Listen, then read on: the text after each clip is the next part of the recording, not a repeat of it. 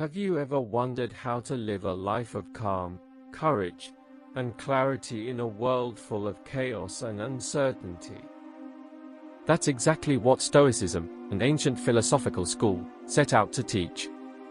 Born in ancient Greece and still powerfully relevant today, Stoicism Offers a way to achieve true happiness, not through chasing pleasure or fame, but by living in accordance with nature and reason. At its core, Stoicism teaches that the universe operates on logos, a rational structure, and that to live well, we must align ourselves with it. In this video, we'll explore the origins of this profound philosophy, meet the legendary thinkers who shaped it, and uncover how their teachings continue to influence modern life. The story begins with Zino of Citium, a Phoenician merchant born around 334 BCE in Cyprus. Zeno's life changed when a shipwreck destroyed his fortune and left him stranded in Athens. While wandering through the city, he stumbled into a bookstore and encountered the dialogues of Socrates. Inspired, he asked the bookseller where he could find a philosopher, and was led to Crates the Cynic. Zeno immersed himself in Cynicism, Platonism, and Aristotelianism, eventually combining these schools into his own unique system of thought. He taught that humans are rational beings and that our goal should be to live in harmony with nature through the cultivation of wisdom, justice, courage, and temperance. According to Zeno, the root of suffering lies in false judgments. Emotions like anger or fear stem from flawed thinking. By correcting our perceptions, we gain mastery over our emotions and find peace. His teachings laid the foundation for Stoicism, a school later advanced by Cleinias and Chrysippus, and ultimately refined by the great Roman Stoics, Seneca, Epictetus, and Marcus Aurelius. Next comes Epictetus, born a slave around 55 CE in what is now Turkey. His early life was harsh, marked by abuse and servitude. Yet even in chains, Epictetus discovered a freedom greater than any his masters had, the freedom of the mind.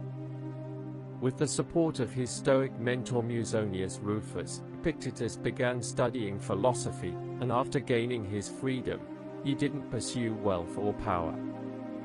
Instead, he opened a Stoic school in Nicopolis, where he taught that some things are in our control, like our thoughts and actions, and others are not, like fame, health, and the behavior of others. He believed that true freedom comes not from doing whatever you want, but from not being enslaved by desires. Life, he taught, unfolds according to nature's plan, and our role is not to resist it but to embrace it fully, even its hardships. Epictetus never wrote a word himself, but his student Arrian recorded his discourses, and these teachings would go on to shape the minds of generations, including an emperor. That emperor was Marcus Aurelius, one of the most famous Stoics in history.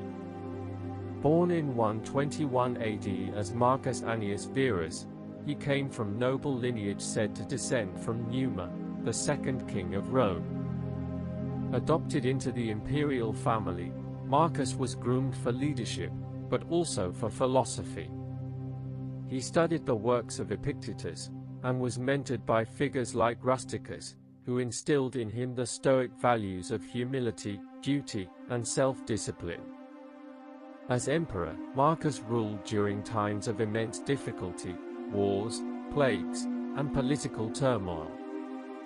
Yet through it all, he turned inward, writing a private diary now known as Meditations. In it, he reflected on how to stay calm, just, and rational amid chaos. He reminded himself that death is natural, writing, "Death is a release from the impressions of the senses, and from desires that make us their puppets." His Stoicism was practical. He focused on what he could control, accepted fate with grace, and emphasized the fleeting nature of life. Meditations, never intended for the public, became one of the most influential philosophical works in Western history, guiding not only rulers and thinkers but people from all walks of life. Another towering figure in Stoicism was Lucius Annaeus Seneca, born around 4 BCE in Cordoba, Spain. He was raised in a wealthy Roman family and sent to Rome for training in law, rhetoric, and philosophy. Seneca lived a complex life. He was a moral philosopher, but also a politician and advisor to Emperor Nero. He preached simplicity and self-control, yet lived surrounded by wealth and power. But it's this contradiction that makes Seneca's life so compelling. He was a Stoic not in theory, but in the trenches, struggling to live by his ideals amid the corruption of Rome. When accused of plotting against Nero, Seneca was forced to take his own life. He did so with composure, turning even his death into a Stoic act of courage and calm. Seneca warned that most people don't truly live, they merely exist. He wrote, "People are frugal in guarding their personal property, but as soon as it comes to squandering time they are most wasteful of the one thing in which it is right to be stingy." To him, time is life's most precious resource, and living wisely means being mindful, present, and purposeful. Seneca also tackled powerful emotions like anger, calling it a form of temporary madness. In On Anger, he wrote, "No plague has cost the human race more," pointing out that uncontrolled anger leads to violence, regret, and loss. His solution? Pause, reflect, and respond with reason, not rage. Seneca's writings often emphasize the value of simplicity and inner wealth.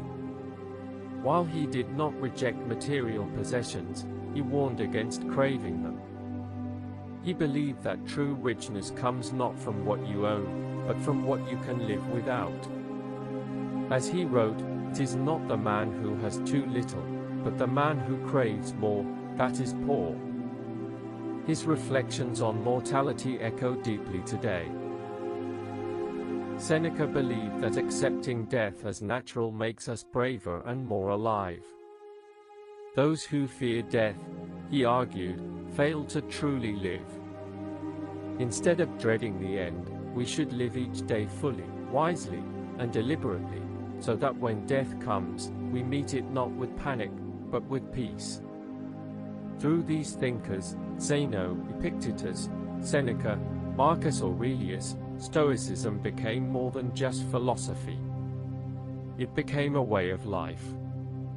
It teaches that in a world full of uncertainty, the one thing you can always govern is yourself. That pain, loss, and change are inevitable, but suffering is optional, depending on how we choose to see things. It's not about suppressing emotions, but transforming them.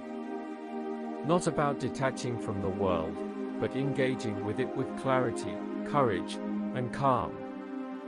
Even today, Stoicism shapes our lives in surprising ways. Therapists use Stoic ideas in cognitive behavioral therapy, CBT. Leaders, athletes, and creatives look to it for mental strength and emotional control.